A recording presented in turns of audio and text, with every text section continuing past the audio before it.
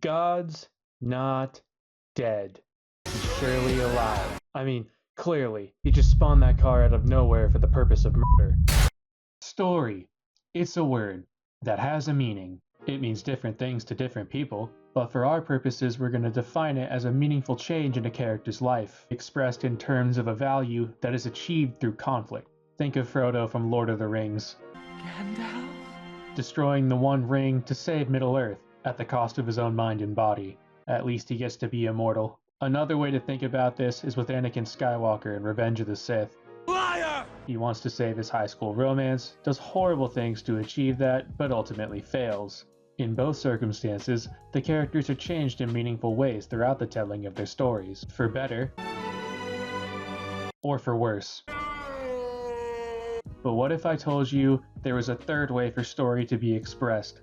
An unholy abomination told through an event that does not create meaningful change in a character's life, expressed in terms of a value that's negligible. Bless you, Anya. What? Achieved through the lightest pushback you could possibly imagine. The best example I could find of this bold expression of storytelling is the 2014 mystery drama God's Not Dead. Now you might say this is low-hanging fruit, and you'd be entirely correct. This film is over a decade old, and it's been picked apart to death a million times over. However, I am a very lazy and degenerate bumblebee. My tiny wings already struggle to hold up the weight of my body, so you're out of your mind if you think I'm flying to the top of the tree. Also, I just watched this movie for the first time last year, so cut me some slack. Now, I did hear about this movie a couple times growing up. The first time, I'm pretty sure I saw the trailer. You cannot bring yourself to admit that God is dead, and you will need to defend the antithesis. But the second time was from a classmate in my Mormon seminary class when I was still in high school, because that's just how my family rolled. And because I grew up in Deep Red, Idaho, and went to a wealthier school, the admin would let us little Mormon B-lings replace an entire class period with a religious release period instead. It was such an institution in my school that they'd offer free pancakes or hot dogs to the students from time to time, in exchange for watching a decrepit old man talk about how girls are porn or whatever. And young women, please understand that if you dress immodestly, you are magnifying this problem by becoming pornography to some of the men who see you. I mean, I ultimately flunked out of seminary, so at least I got the chance to normal out. Back on topic, God's Not Dead 2014 fascinated me on my first watch through. I kinda couldn't believe my eyes and ears. The actual plot on paper is a snooze fest, but the corny dialogue and a few of the absurd events elevated this movie for me to a very special category. So bad, it's good. I love bad movies. However, like normal movies, they're not all equal. I like this movie for different reasons than I like Moonfall. Because the damn moon is hollow. And I like Moonfall for different reasons than, say, Madam Web. No one helped me when my family was starving. God's Not Dead 2014 sucked me into the series, and my girlfriend and I proceeded to watch the next 3 sequels. We still haven't seen the last one, and I don't really plan on it. The first movie is by far the most entertaining. I don't have time for cancer. There are individual nuggets from each movie that are worth a watch through. Except for the fourth, I can't remember any dialogue or plot. Point being, the joke kinda wears itself out. It's no longer a funny conservative fantasy about what college is like. It's an Angel Studios movie. Just missing Jim Caviezel. Thankfully, it's just a political drama about homeschooling, and not an uncomfortable action thriller about child sex trafficking to Colombia. God's children are not for sale. What else can I really say? Let's go to church, shall we? Wait, not actually. This thing is tight.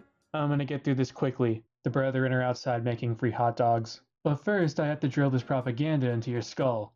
We begin this very religious experience at Hadley University in secular Louisiana. We get a 3-minute and 15-second long intro to meet our wacky and zany characters. The only ones we need to worry about right now are Josh, with his immaculate bowl cut, and his Fox News girlfriend.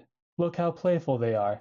Hope that doesn't change. It's the first day of college, and Josh has to sign up for his philosophy class with Professor Radisson, or better known by his alter ego, Kevin Sorbo. I'm in front of this very intimidating group of about 50 people from Universal Studios in a theater. Then I said, would you take your shirt off? I took my shirt off, and Sam said, okay, if you get the role, would you be willing to shave your chest and your stomach? I said, I'm sorry, I thought you wanted a man for this role. The registrar hears this and laser focuses on Josh's holy plus sign, telling him he should stay away for his own good. But you know how it is. We need to have a movie, and no amount of scheduling conflicts will keep us from getting there. We then move to the lecture hall, where hardly any of the students in attendance are actually of college age. Kevin Sorbo then finally decides to walk on screen and make sure everyone knows he's playing an atheist in this movie. In fact, he name drops every male philosopher that the writers could find, and Ayn Rand, then schizo rants about the etymology of the word atheism. Based on the 16th century French athéisme, from the Greek theos, meaning God, and from the prefix a, meaning as it always does in Greek, without. Afterward, Kevin Sorbo demands what all college professors eventually do, that all his students renounce their religious beliefs right this second by signing a piece of paper with 3 little words, God is dead. which means Josh and his bowl cut are about to have some issues. Josh can't bring himself to sign the paper, because lying is a turbo sin. He then gets the Sorbo death stare, which gives me nightmares, and gets challenged to a debate about the existence of God, live, in front of his classmates. An untrained freshman going up against a tenured professor, truly the fairest matchup. Not to mention this jury of equally uneducated freshmen. Good work, Sorbo. A true intellectual titan.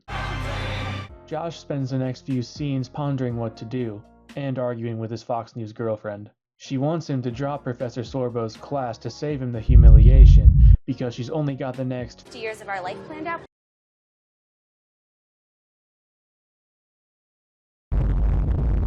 Like any sensible man, Josh goes to his local church to ponder this conundrum. Under the counsel of the greatest pastor of all time, David AR-15, he ignores the advice of the only on-screen woman in his life up to this point and prepares to debate Kevin Sorbo anyway. Like, look at him, look how much stress this is causing him. He's 6 deep just at this bench alone.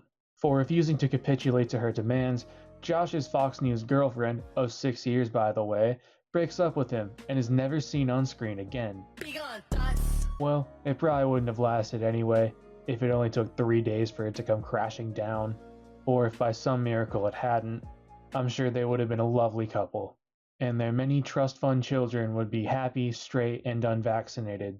Don't you want healthy children? Also, I just want to point out how weird this interaction is. Makes it seem like he's grooming Josh, and I don't mean for the reprisal of his role in the 3rd movie. Jesus was the ultimate social justice warrior. Back in the lecture hall, Josh and Kevin Sorbo clash in the first round of debates. Professor Sorbo takes the opening salvo, leaving Josh with the burden of rebuttal. He begins by talking about how he knows his Redeemer lives in his boners,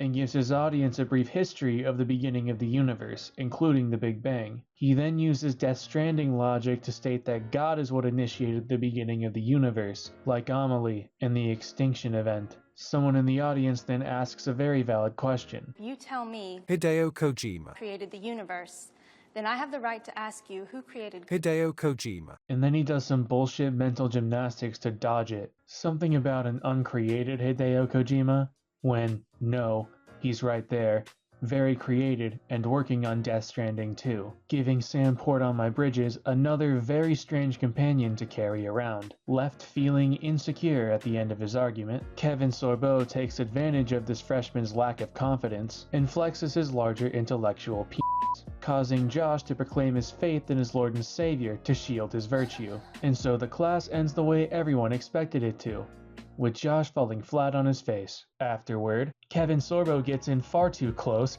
and threatens Josh with his grade should he humiliate him in front of the class.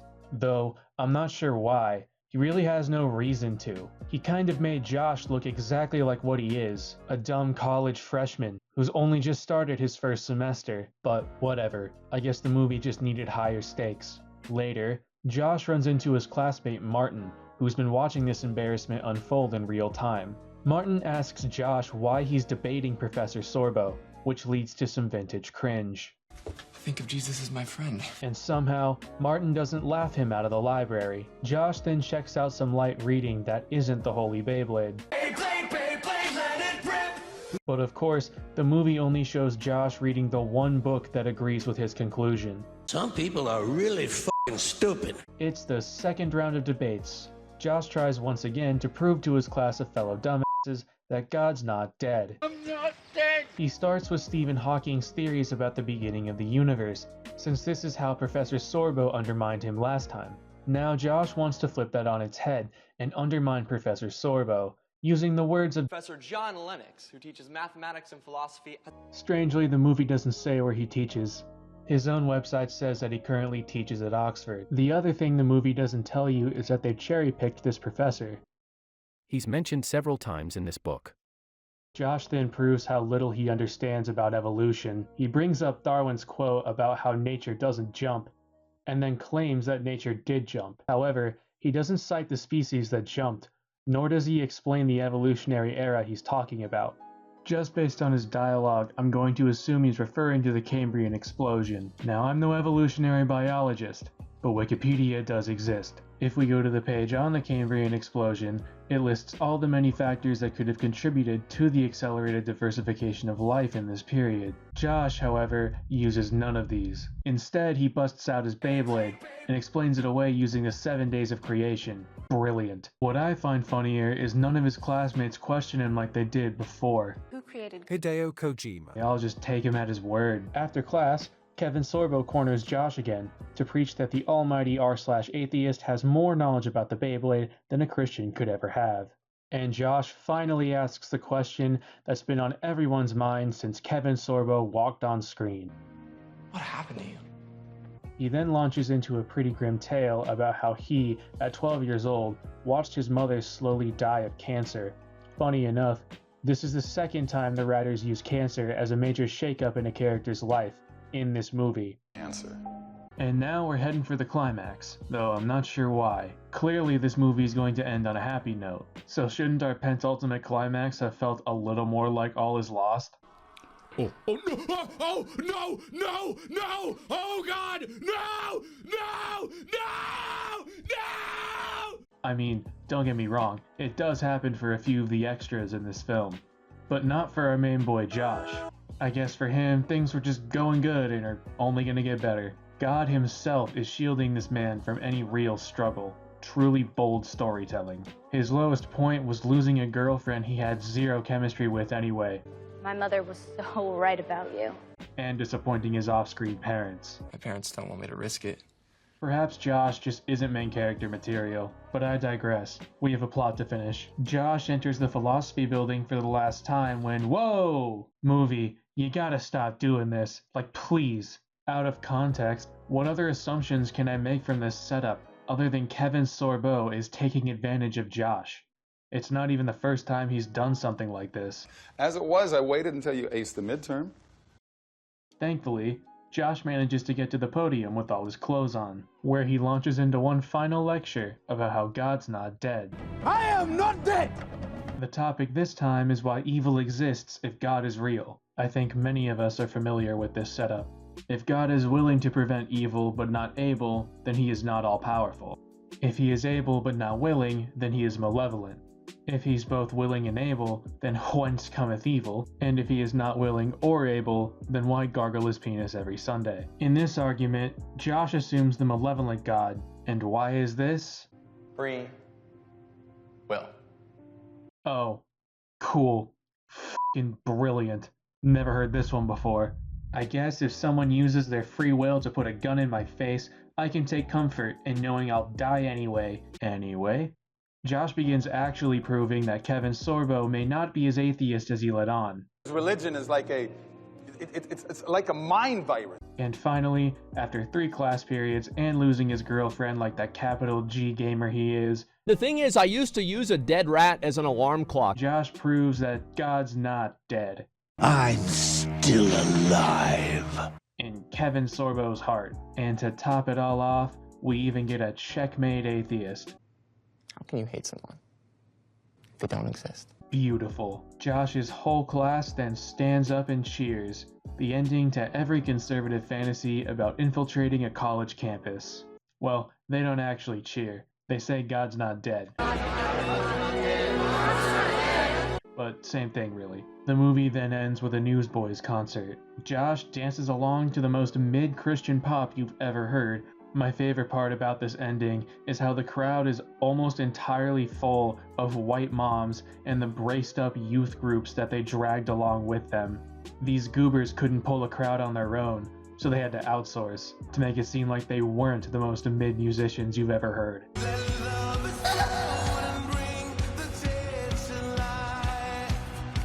Willie Robertson from Duck Dynasty makes a surprise cameo. He instructs the concert goers to harass all the contacts on their phones with an unsolicited religious message. 3 simple words. God's not dead. And everyone knows about 100 people? Who the hell knows 100 people? Why would you assume that these awkward Christian tweens know this many people? It's like Donald Trump spewing out numbers without thinking. People are flushing toilets 10 times, 15 times. Alright, that's the main plot out of the way. Let's talk about the extras.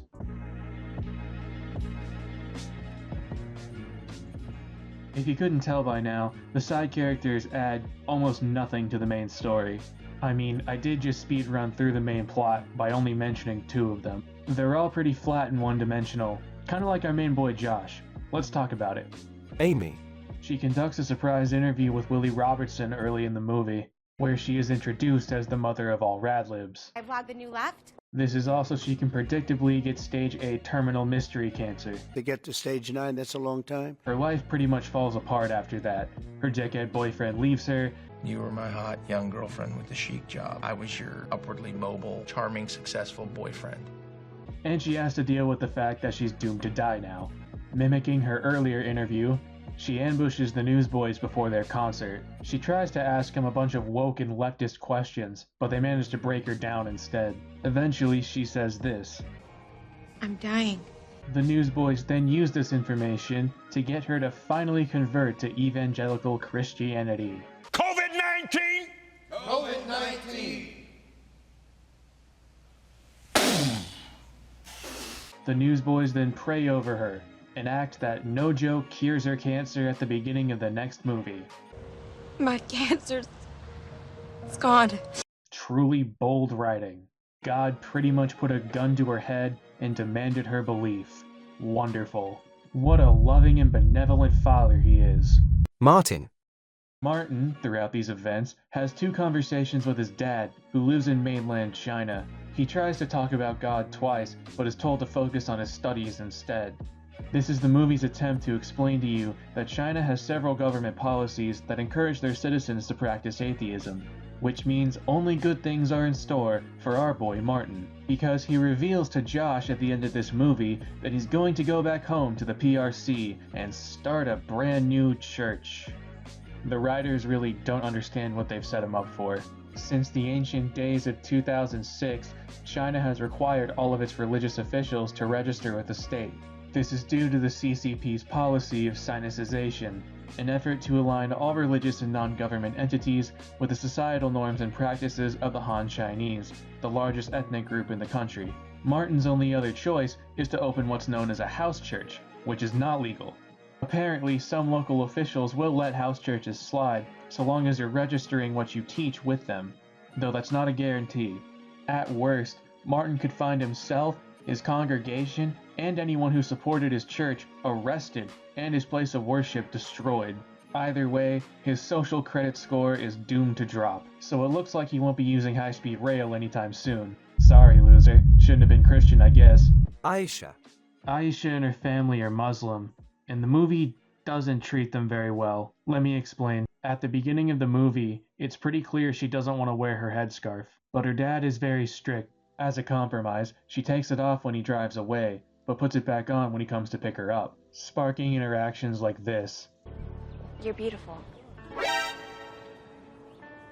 I wish you didn't have to do that. In a twist that should surprise no one, she listens to the Beyblade in secret. Her dad finds out, which leads to this. And this. and this, and this. Like Jesus movie, you didn't have to casually destroy her entire life like that, and then treat it in the most unassuming manner afterwards. Her entire life is devastated. She has no resources, no roof over her head. But it's nice to know that David AR-15 is there to give her some comforting words. Mina. Shockingly, our r/atheist has a lover. Can you guess where they met? As it was, I waited until you aced the midterm. Jesus Christ. She prepares a dinner party for Kevin Sorbo, but she spoils the wine. Talk about your grapes of wrath. And is used as a punching bag by these heartless intellectuals. She eventually breaks up with Kevin Sorbo because, shocker, she's a Christian. You know I'm a Christian. Kevin tries to win her back at that aforementioned Newsboys concert, but she's done settling. In order to get in her pants again, Kevin's gonna have to convert to Christianity right now. He understandably can't just do that, so they go their separate ways. Mina vibes alone at the tween concert. Look how happy she is. Dave and Jude. What did these two even do? Jude comes in from Kenya, from the front lines. Is winning hearts for the Lord on a daily basis. They plan on taking a vacation to Disney World, but their car breaks down instead. When they order a rental, that one breaks down too. And if it still hasn't gotten through to you that God himself is breaking down these cars, their replacement rental, of course, breaks down. Fourth time's the charm, apparently. Even after all of this, they get caught up in another ordeal on their way. One that also seems to be ordained by the big man. Kevin saw boner. Kevin takes center stage in my favorite scene in the entire movie. And oh boy, I hope you're ready. Kevin Sorbo, distraught, walks alone in the rain. While in the process of lawfully crossing the street, he is struck by a car, with no regard for red lights. Kevin flips over the top of it in some Zack Snyder slow-mo, then plummets to the ground as our culprit speeds away. Thankfully, David AR-15 and Jude are here to lend a helping hand. Dave calls out twice for an ambulance, but Jude immediately undercuts this by saying, His ribs are crushed. His lungs are filling with blood. Dave even checks by asking, Are you sure? And Jude doubles down, though he does not state why he thinks this. There isn't even any blood spilling out of his mouth like you'd expect. Regardless, Kevin Sorbo is doomed by Harold Kronk and the Riders to die in the street. Cold, wet, and being proselytized to, since David AR-15 takes this very appropriate moment to ask Kevin if he believes in Jesus Christ. Do you know Jesus? Kevin tells him that he does not. Dave then lectures Sorbo on how God showed him mercy by not killing him instantly. Understandably, Kevin asks, I'm dying. How can you call that mercy? And David AR-15 goes in for the kill. Because that car could have killed you instantly. But I'm here to tell you that it's a gift. Because the God that you don't believe in has given you another chance to change your final answer. Afraid of the approaching light, Kevin begins to be swayed by David's message, which leads to his deathbed conversion. David AR-15 then says one of the funniest lines I have ever heard in all of film ever. It's alright. In a few minutes you're gonna know more about God than I do, or anybody else here does. It's okay. And Kevin Sorbo slowly slips into the long sleep as rain falls gently on his face. Perfect. No notes. Art. Cliché plot point. What can I really say about her? She was there, she was cliché, and she was most certainly a plot point. Amy's ex. He's the one God uses to strike Kevin Sorbo down with his car. His mom's sudden lucidity scared him so much he forgot to obey proper traffic laws.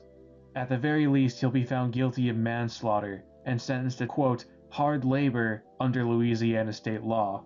He better hire Saul Goodman, otherwise he's kind of fucked. Better call Saul. They might also get him on insider trading. The Japanese could care less about insider trading. The Newsboys. You gotta love the Newsboys. Don't these strapping young men just make you want to fall to your knees?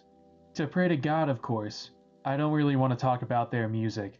I'm not a musician. What I'm more interested in is how chaotic their lineup has been. The Newsboys as they stand today have none of the original founding members.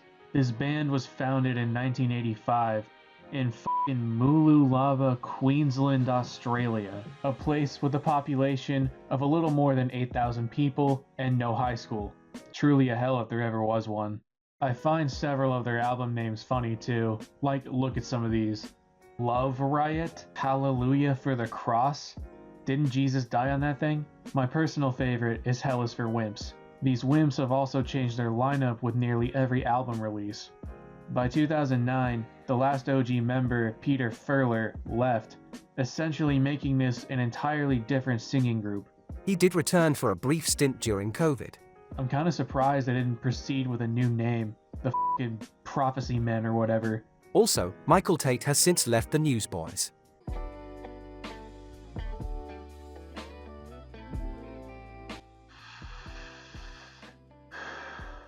Much better. I need to talk about a scene from the third movie, but I don't feel like making another video, so we'll just tack it on here. Spoilers ahead. You've been warned. In God's Not Dead, A Light in the Darkness, Pastor Jude, who has done virtually nothing, is called home in the most violent way possible. It starts off with this drunk college student who isn't very happy with the church, and happens to walk by the building that Pastor Dave and Pastor Jude minister at. One thing leads to another, and he begins vandalizing the building with red paint. Afterwards, he picks up a chunk of stone and yeets it through the basement window. As it travels to the ground, it happens to knock off the valve to the entire building's gas system, so now the entire building is suddenly an explosion hazard. Jude goes downstairs to investigate, because of course both pastors are here when this incident occurs. He discovers the chunk of stone on the ground surrounded by broken glass.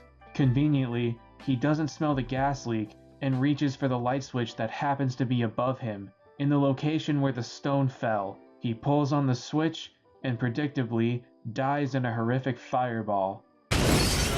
This scene fascinates me, not just with how contrived it is, but with how violent the writers decided to make it. Truly only Yahweh himself could have directed that rock in the exact trajectory it needed to go to hit the gas valve. He also, in his unyielding grace, took away Jude's sense of smell, the one thing that could have saved his life.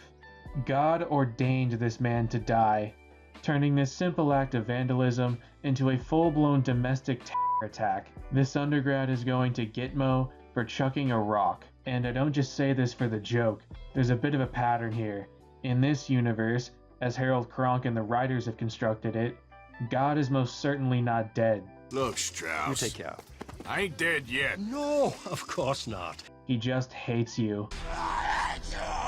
Especially if you're an atheist, or come from a different religious background, or your name is Jude.